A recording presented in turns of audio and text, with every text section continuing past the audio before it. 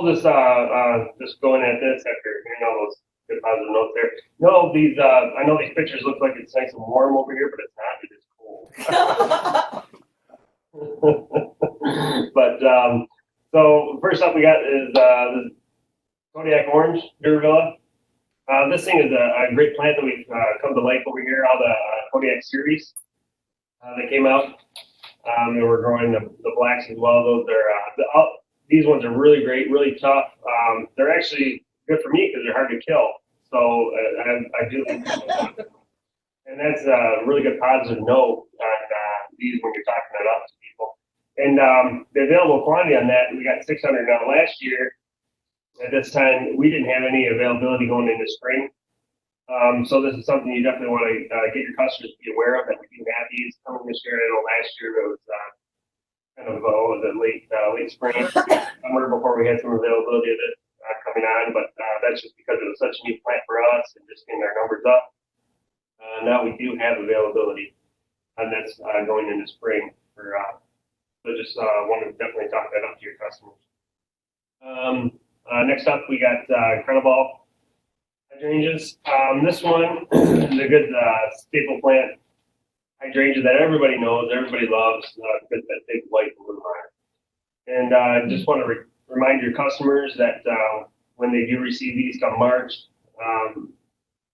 we do give them a light trim right at the beginning. It's the first thing when the guys come back, they're just going to town, just trimming all the hydrangeas. We definitely do that just because we don't want to be.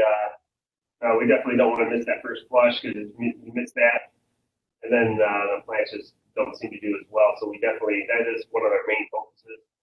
When everybody comes back, is we're trimming back all the hydrangeas, and so that is something that you want to keep in mind to your customers when you're talking about it this winter.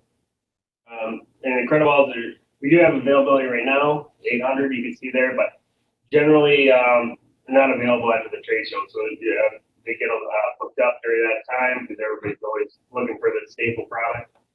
And so that's why you definitely want to talk to your customers out before the trade shows begin in January when bookings start for some of that stuff. So keep that in mind. Next up, we got hydrangeas Firelight. This has been a great plant for us for the fall color. You can kind of see there that pink it puts on with the blooms when it turns cooler out. You definitely don't see that though until late summer, even into really fall when you start getting that cooler temps. But it's a great paniculata. The way it grows, its growth habits. This time they were all sold. So we do have some availability going into this wintertime trade show event, which is actually kind of unusual for us because we grow these in such a limited quantities. These aren't big mass numbers like the Incredibles and all that stuff. We grow limited quantities of these. If you ever do get in a pickle where you can't, where you don't have these, the availability does go down to zero. You can always sub in. We have a lot of different ones that turn this pink in the fall or red in the fall, like Mystical Flame. So definitely a lot of different availability out there, but Firelight's actually a really good popular one. But again, we don't grow huge numbers of those just because of all the other ones we grow. But really good plant, really the branching habit on it's really, really well.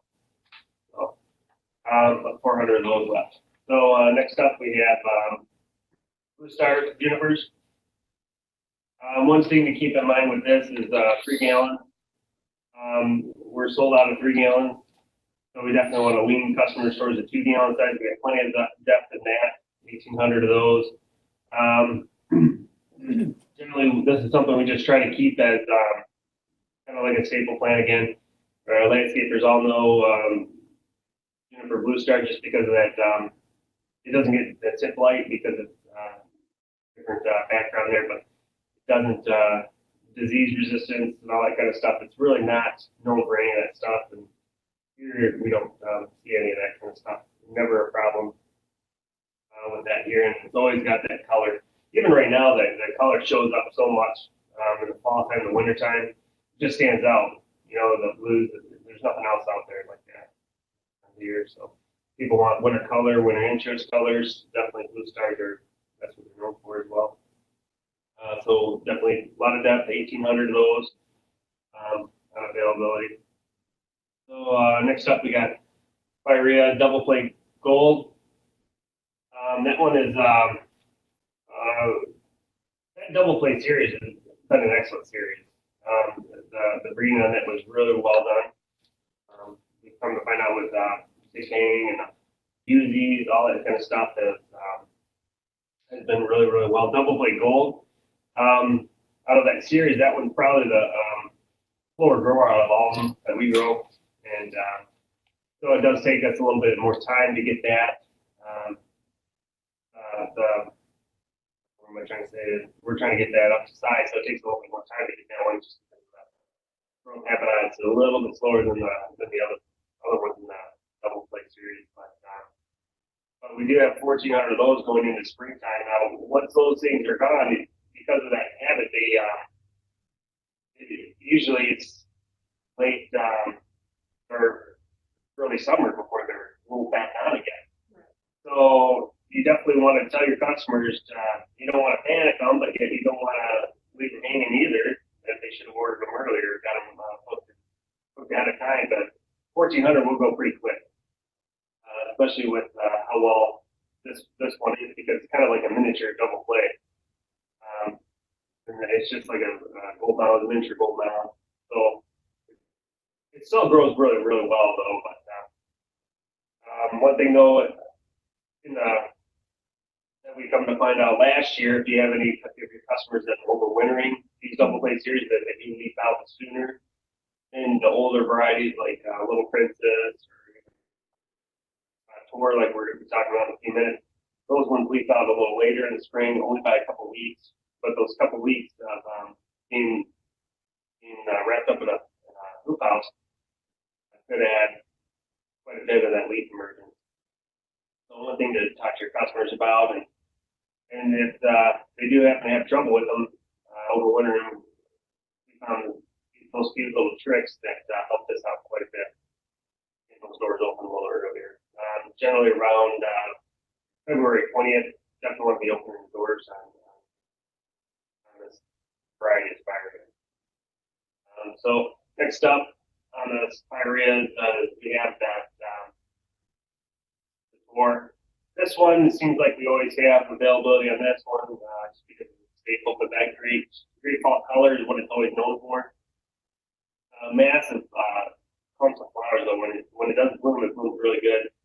But this one is actually also a good one, just like that Durability, because it is hard to kill. So all with Pyrea, the growth on this one, you can kind of see how large they are inside of the container. So they do grow really, really well.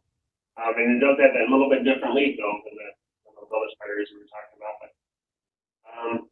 But that definitely one of those really, really hardy Pyreas that are definitely. Now this one is I talked about availability. We always seem to have the availability on this one.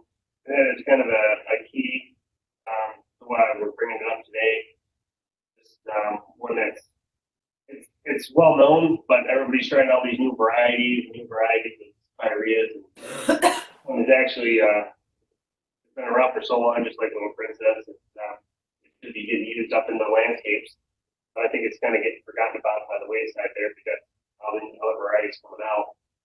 But it's such a tough plant, and that's what you got to want to bring back to the landscapers. If they're having trouble with going back to the job a second or third time, replacing things, maybe they should definitely try one of the tougher older varieties, and maybe that way help them out there.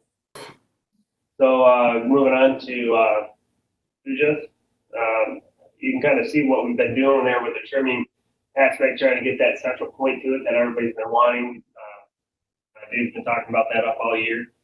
We're setting them up in 1 gallon, trimming it out to a single liter, taking a lot of extra time doing it, but it's really paying off. That is something that you want to talk to your customers, know to your customers that we are taking some extra time doing that, just so that way we can have some really good arborvitaes that are really narrow, I guess. to your customers so they're not the rounded, shorter ones like the other ones that are introduced on the marketplace. They're great with that, because of that being so narrow like that, they actually create a tolerate the snow loads a little bit better.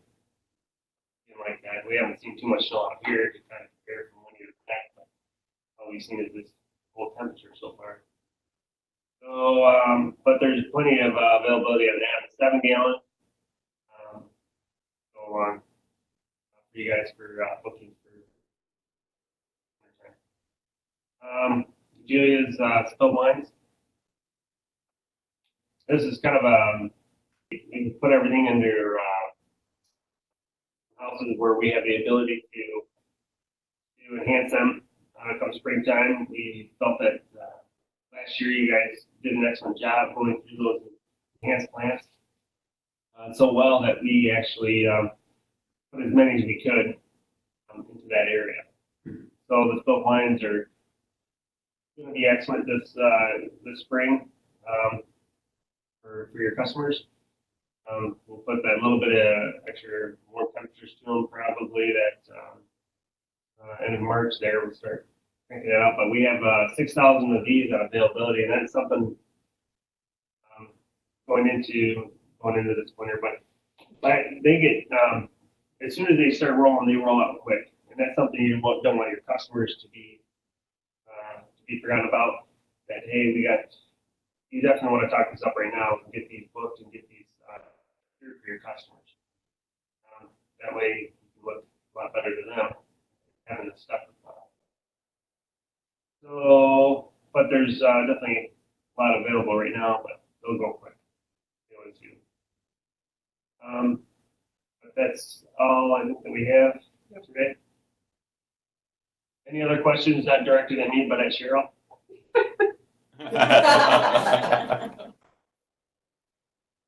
Hey, Matt, or Cheryl, I guess. Do you have any crops that are in minimum heat? Minimal heat? Yeah. Do you have anything that's in minimum heat this winter? Yes.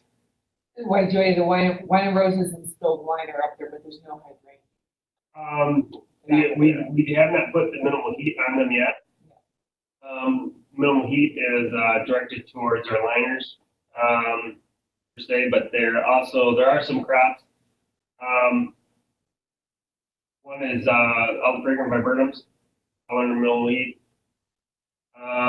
One in hydrangea is it's incredible blush. Had trouble with that one in the past couple of years.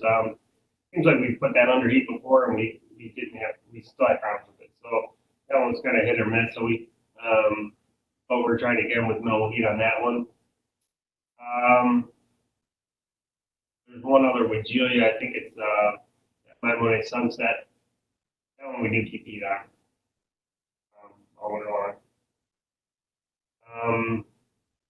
As far as that, I think that's pretty much it. We try to gear more to that middle heat to our liners, except for the exceptions I just said to you. Thank you. Any other questions? All right. Appreciate your time. All right. Yeah. Well, we appreciate you doing this. Thanks, So thank Matt. you. Thanks, Matt. You.